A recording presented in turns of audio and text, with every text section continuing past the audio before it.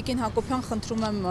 մեկնաբանեք Դավոսյան իրողությունները, որոնք նաև ուղիղ առնչվում են նաև այսպիսի դատական պրոցեսների հետ, թեև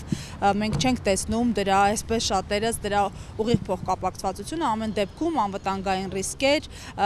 պետության, հայրենիքի համար, ինչպես կմեկնաբանեք այնտեղ հնչած հայտարարությունները, շնորհակալության խոսքերը։ Գիտեք, վերջին տարիներին տարօրինակ է ամեն բանեն առումով, որ իշխանությունները, որոնք կոնկրետ պետք է գործով ու սեփական երկրի անվտանգության ու իրավունքներով զբաղված լինեն, բացառապես զբաղված են պոպուլիզմով եւ հերթական դրա ցուցադրությունը եղավ Դավոսում, որովհետեւ նայելուց հետո ինձ մոտ միայն հարցեր էին առաջանում,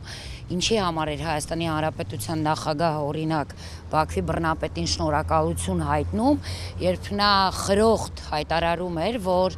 30 տարի շարունակ միջազգային կառույցները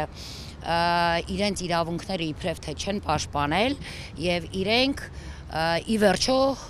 20 թվականի պատերազմի արդյունքում, 23 թվականի բռնի տեղահանության արդյունքում իբրև թե ազատագրեցին իրենց հողերը։ Եվ արդյունքում մենք լսում ենք, որ Հայաստանի նախագահը դա ներկայացնում է որպես քաղաքական կամքի դրսևորում երկու երկրների միջև եւ անդադար շնորհակալություն էր հայտնում։ Գիտեք, հարց, կարծում եմ յուրաքանչյուրիս մոտ առաջացավ, ինչի համար էր Հայաստանի նախագահ շնորհակալություն հայտնում մեր եռաբլուրի մի քանի անգամ մեծացնելու համար, հայտնում էր Արցախը հանձնելու համար, հայտնում էր Արցախի խաղաղ բնակչությանը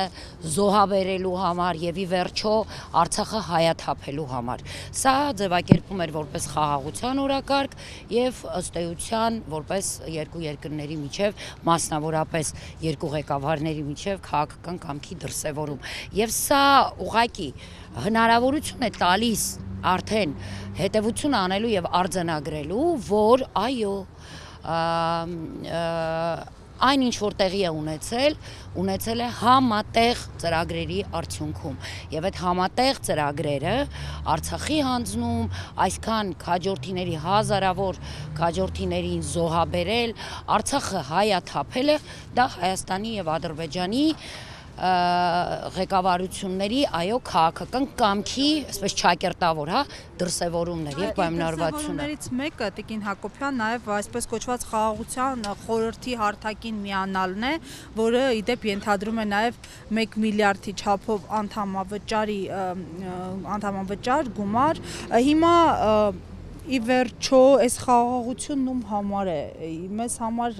խաղաղության հեռանկար կա, թե չէ։ Ես կարծում եմ, որ ոչ թե կարծում եմ, վստահաբար եմ ասում, որ որևէ խաղաղության մասին խոսք լինել չի կարող,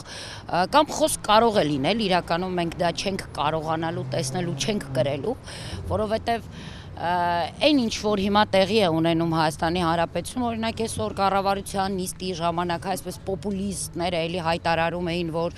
էներգետիկ ինչ որ միավորում պիտի տեղի ունենա հարց, արդյոք Հայաստանը այսօր դրա կարիքը ունի կամ Ադրբեջանը դրա կարիքը ունի եւ ինչու են այս ամենը վաճառում ժողովրդի վրա, արդյոք արդարացնելու իրենց պարգևավճարները, արդյոք այս ամենը ժողովրդին հերթական մոլորեցումն է, ինչպես 21 թվականին